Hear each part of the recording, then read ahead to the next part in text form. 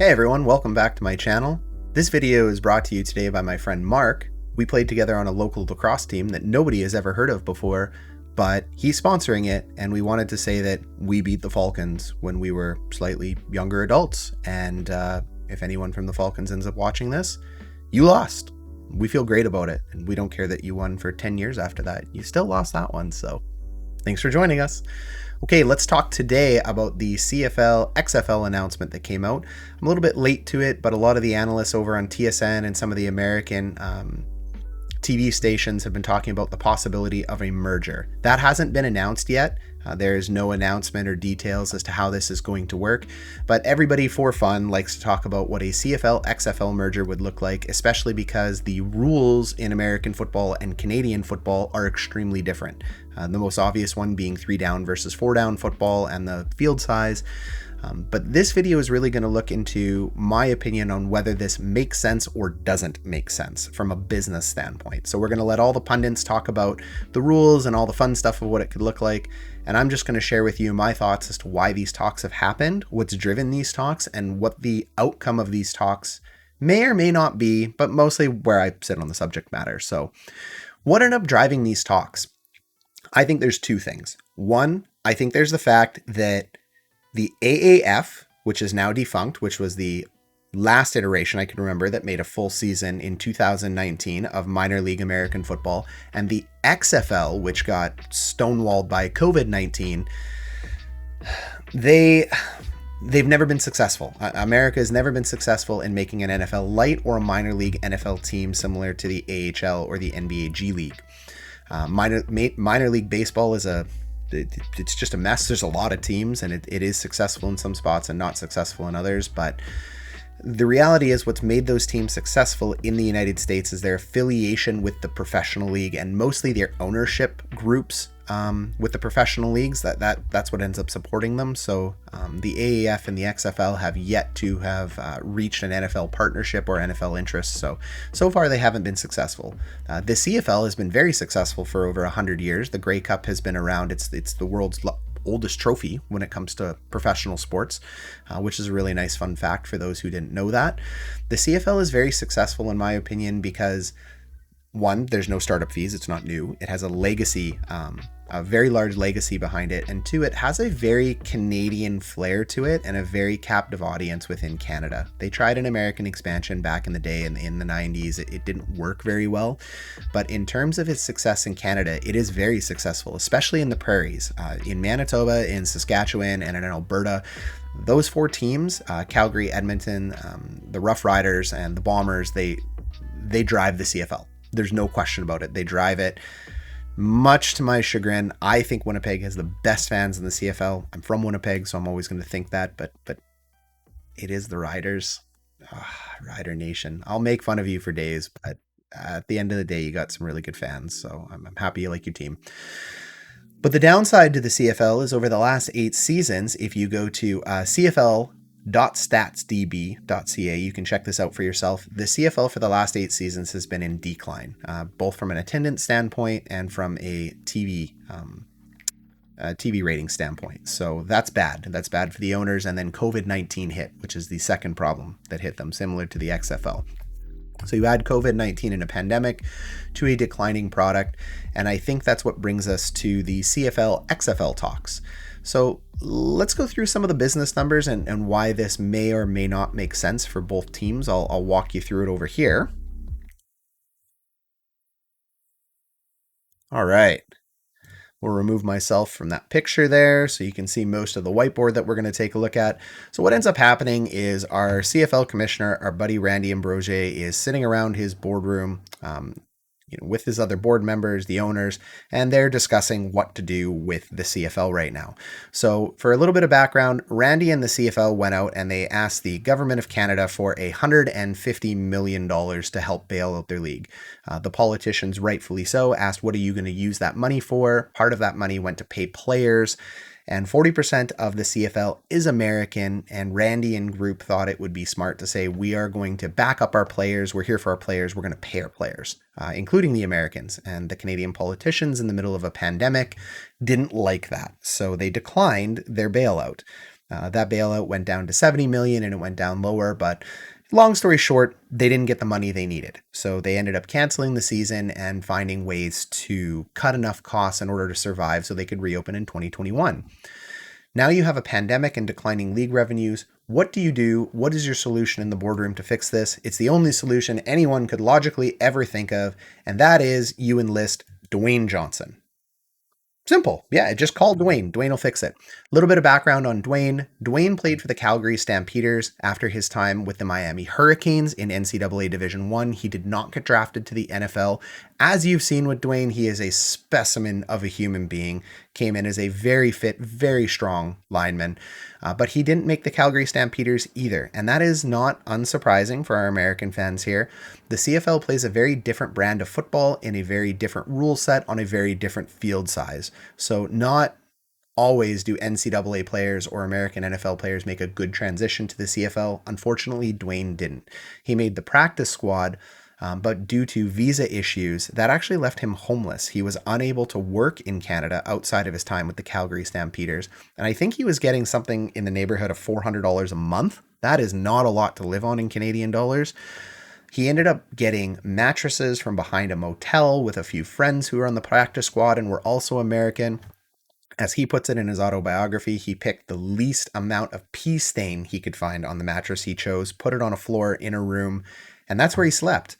He was unable to make any money, and he attended team functions that practice squad members didn't have to attend because they served sandwiches, and they would stuff their pockets with these sandwiches and eat because they couldn't eat any other way. So Dwayne really loved football. He really had a good time when he talks about, or at least fond memories about trying to make the Stampeders. He has no regrets in trying to make it, but what a rough road. So if anyone's going to come in and tell the CFL how their league is going to go, it's pretty cool that he is also a former player. So he understands the inner workings of the CFL, especially the American-Canadian relationship. So there is a plus from Dwayne from that side. Also the fact that everything he touches turns to pure gold. Well, let's go through a couple of the key factors, and we're going to go through three things here. We're going to go through league attendance numbers, we're going to go through TV ratings, and then we're going to go through league evaluations, and we're going to figure out why this makes a little bit of sense. So if we take a look here at the CFL average home attendance rankings, as I said, the four teams really driving the league, Saskatchewan, Edmonton, Calgary, and Winnipeg, have some of the highest attendance. Two smaller cities that do very good. I'm sorry I didn't mention you, but you're doing well, which is Hamilton and Ottawa. There's a lot of great blue collar, wonderful fans out there that just love their teams.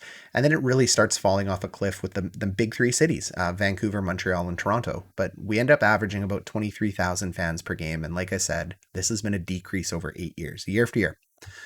The AAF, the average home attendance of the minor league AAF, which got to complete a full season before COVID-19 hit, was 15,000 fans. I think the big deal with going into the American market is the fact that if you capture 0.25, 0.5, or 1% of the American market, which is what a lot of business people want to grab, it becomes exciting because they're just so populated. They're so big and there's so much money down there. So they see these and they go, we can grow. If we're the CFL and we see 23,000 fans per game and we can add 4 to 8 to 12 teams averaging 15,000 fans, that's new revenue. And that's a big deal for owners and for league growth. The XFL did a little bit better. They came in at 18,000 fans. I think they fared a little bit better because of the sheer volume of money and professionalism Vince McMahon and his group put behind the CFL iteration number 2. There was a lot put into it, so they ended up doing a little bit better, and we can see, 28,000 is nothing to sneer at. Now remember, this is only a 5-game sample size for the XFL before they lost their season to COVID-19. So let's take a look at the TV ratings. TV ratings are a big deal as well, and in Canada, we see that the CFL drives an average audience of 500 to 700,000 fans, or a 0.5 or a 0.7. The contract's owned by TSN. This is a good contract for them. This is decent TV ratings. It's nowhere near the NFL. Monday Night Football can draw upwards of 40 million eyes. I think it averages somewhere in the 15 million range. It might have grown by now. I didn't pull those facts, but the CFL doesn't even dent it. The AAF actually did pretty good. 0.6 to a 1.0 is a pretty good TV rating for an upstart league, and unfortunately with the overruns in costs and sheer just volume of startup costs of minor league football, they were not able to hang on, but they drew a decent rating. And the XFL over 5 games drew obviously the best rating. I mean, these are amazing TV numbers, but again, the production value and the media company behind the WWE and Vince McMahon and their break off to the XFL, these numbers make a lot of sense. Vince, whether you like wrestling or not, is a reasonably good businessman who's made $1 billion. He is a pioneer when it comes to social media and when it comes to marketing and getting behind new ways to create revenue streams. So the XFL started off quite strong. Unfortunately, they went bankrupt. So as we go forward, we're gonna take a look at league revenues on our next piece, which is our last business evaluation piece as to why this may or may not make sense.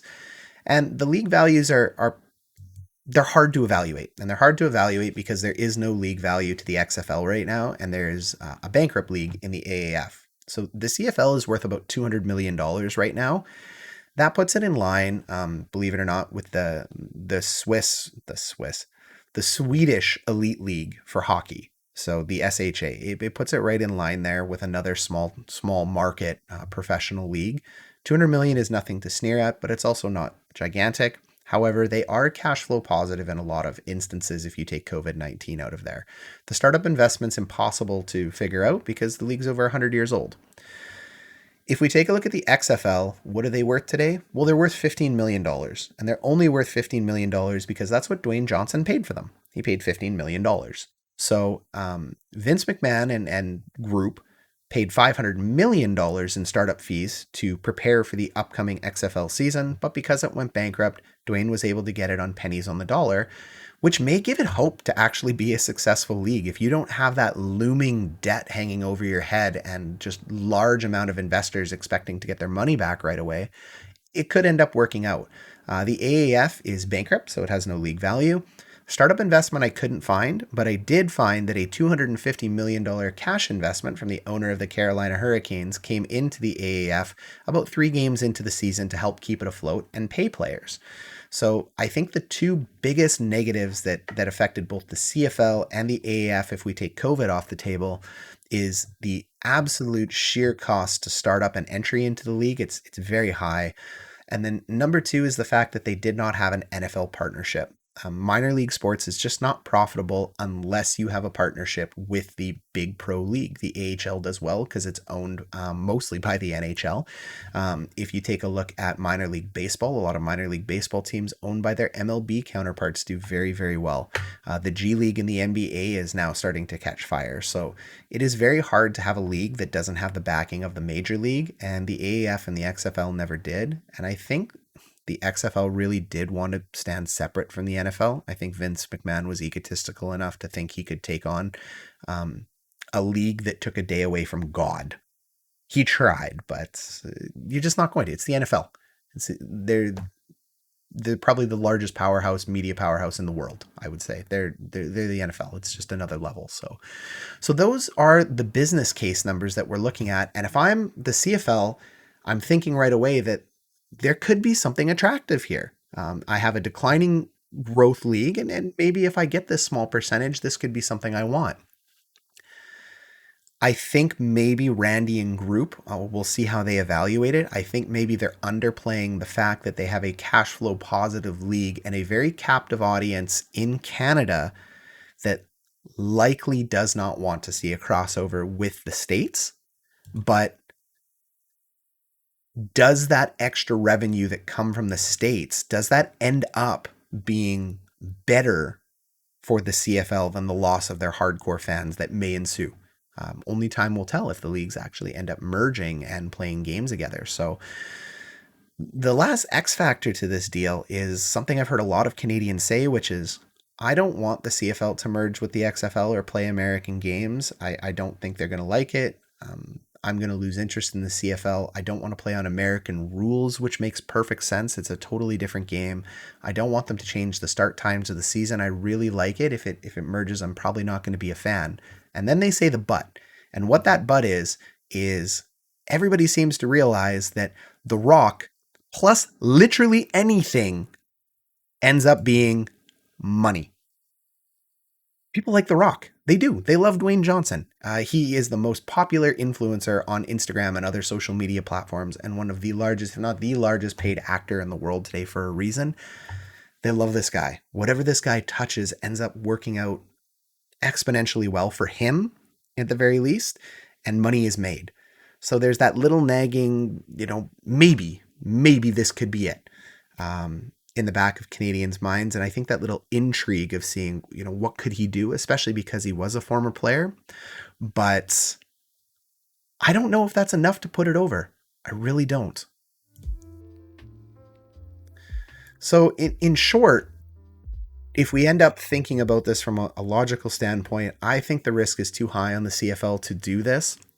I'm hoping these are just talks where maybe they'll use The Rock and his branding and his understanding of business to maybe have, say, like an all-star game or a Pro Bowl where the CFL pro players play the XFL pro players under, the league, whatever league's rules on an alternating year. Or maybe the winner of that all-star game will get home field and rule advantage over the winner of the Grey Cup and whatever you're going to call the championship for the XFL. So the CFL champion plays the XFL champion, in a very similar like Rose Bowl, Orange Bowl, or whatever crossover game you see in NCAA, something like that. That's something that would probably interest me or some other Canadians. But in terms of actually matching the seasons together, I really hope they don't do that. I don't want them to do that. I really like our little piece of Canadian heritage here, and I'm very nervous that if they go down this path, that the CFL could be in real trouble after it. So my take is that the CFL shouldn't be merging games. Hopefully this is just a partnership, but if it ends up merging, I guess we'll see if that little but that we talked about, which is everything The Rock touches turns to gold, can work out on this one. So it's a very complex thing. We'll have to keep an eye on it. It won't happen until 2022 anyway. So let's get ready for a great 2021 season with the CFL. Go Bombers. And thank you for watching.